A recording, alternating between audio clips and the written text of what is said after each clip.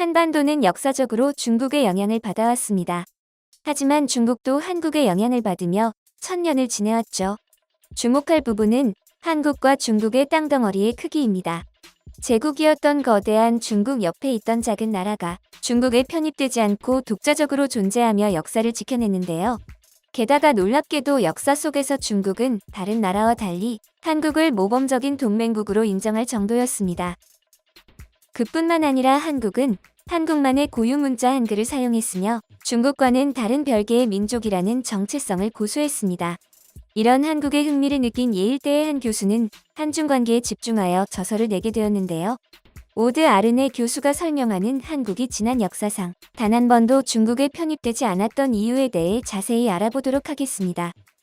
He is a scholar of modern international and global history with a specialization in the history of Eastern Asia since the 18th century. Professor Westad has published 16 books, most of which deal with 20th century Asian and global history. Today we'll talk with him about his forthcoming book, Empire and Righteous Nation, 600 Years of China-Korea Relations. Let's begin with an overview of the book. Tell us about it. So this is a book that started as a set of lectures that I gave at Harvard 2 years ago, where I tried to provide an overview of the relationship between China and Korea over a long period of time, to sort of try to get to the essence of what that relationship is like. So it started very much from the idea of the centrality, the significance of that particular relationship today. I think whatever happens in the future, relations between China and Korea are going to be pretty important for the international community. And then I developed it from there. So this was actually a case of working backwards in history. So starting with my interest in the contemporary relationship and then working back. And it ended up being a book much more about history than about the contemporary situation. But hopefully, it will be an opportunity to learn from that past.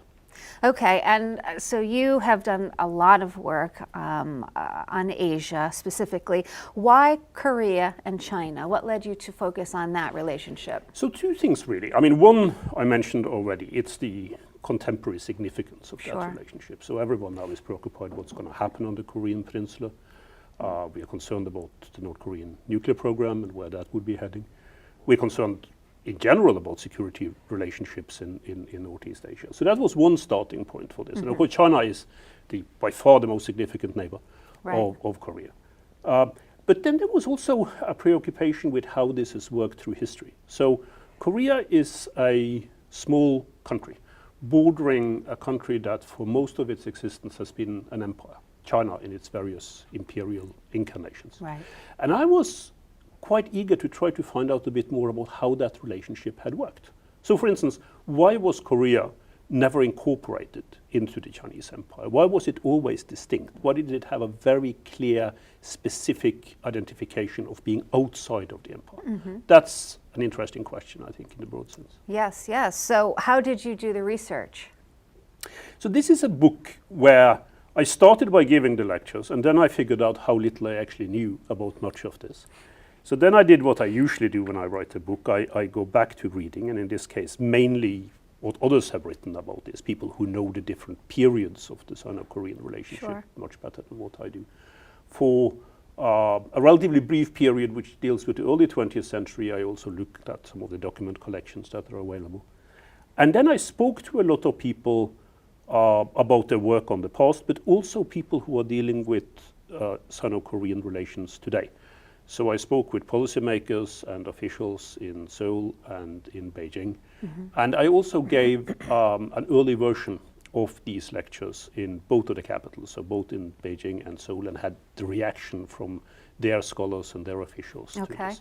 So that was the sort of genesis of the book. And then I went back to writing and hopefully did something that was slightly different from what it was when I first presented the lectures. Okay, and so when you gave your presentations, your lectures in China and Korea, and also when you were doing the research in general, did you come across anything, were you asked anything that surprised you, that you didn't expect? Oh, a lot. I mean, I think particularly surprising perhaps today, I mean, when you think about the relationship now between China and Korea, is the mutual preoccupation that people from these two countries have of each other. So China being a big country, a bit like the United States, right? You ask people about relations with other countries, and it's somewhere there, but it's not central to their heart. It's not part of the core identity of who they are.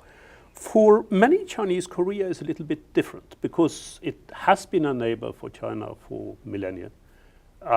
It is so close that young Chinese now who watch South Korean television series of various sorts, their reaction is, these people are foreign, but they're almost like us.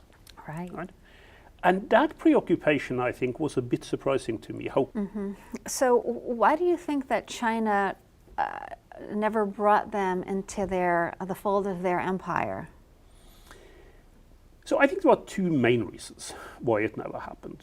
The first one, which I explore in the book, is the development of what you could, with a slightly anachronistic term, call Korean nationalism. At least from the late 16th century, there is a very clear Korean identity, which is connected to the culture as it had developed during the Ming in China, but is still separate from it. And it comes pretty close, I argue, building on the work of historians of Korea that have worked on this before, very close to what in the 19th century and early 20th century in Europe you would call a nation. That's quite unique in many ways, but that identity is important.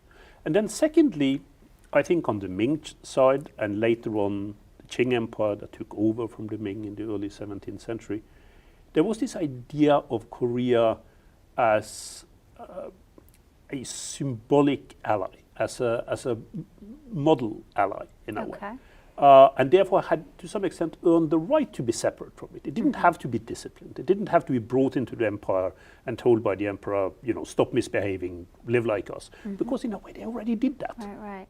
교수는 작은 나라인 한국이 중국이 흡수되지 않았던 이유에 대해 한국인들은 자신들이 한국인이라는 뚜렷한 정체성을 가지고 있었고 중국의 동맹국으로서 모범적인 태도를 보였기 때문에 중국의 황제들이 조선을 좋게 보았다는 이야기를 했습니다. Was there a certain level of respect, do you think, between the two countries? I think there was a great deal of respect. Now, of course, on the Korean side, on the Joseon side, one always had to be very careful. Living next to an empire is always difficult and sometimes very dangerous. And I think the Korean leaders during the Joseon state developed a number of ideas about how they could handle that relationship with the Chinese empires, with the Ming and later on the Qing. Always be respectful, but also always be very cautious with regard to how you dealt with the empire next door. For instance, the Koreans became masters of knowing much more about the empire than the empire knew about them. Wow. They were extremely good at taking advantage of the ritual visits that they carried out, the so-called tribute missions, to Beijing, figuring out what was important for the empire, what was discussed there. They were, you could put it in modern terms, you could say they were really good at intelligence work. And all of this was reported back to Korea, and therefore the Korean kings knew how to react when different kinds of initiatives came out of the Chinese side. 조선이 중국을 대하는 모범적인 태도와 영특함으로 중국의 인정받아 중국으로부터 존중받을 수도 있었다고 하는데요. 현대의 중국과는 다소 이질적인 듯합니다. Is there anything over the course of the 600 years that we've learned through history that can help with today's situation, do you think? I hope there's quite a bit. I mean, I hope that the book will contribute to that in a way. I mean, first and foremost, the understanding, as we've touched upon already, of just how hard it is to live next door to one of the world's megastates. I mean, how you handle that. And I think this is a challenge, especially as China rises in terms of international affairs and become more significant on a global scale. They have to figure out, how do we deal with that relationship? How do we deal with it in terms of the economic aspects, the political aspects, the military strategic aspects, or even the cultural aspects. Sure. And on this, I think there is a great deal of learning that can be had from history. 한국은 중국에 편입된 티베트, 몽골, 중앙아시아, 중국 남서부의 나라들과는 달리 단 한 번도 독자성을 잃지 않고 존재할 수 있었습니다.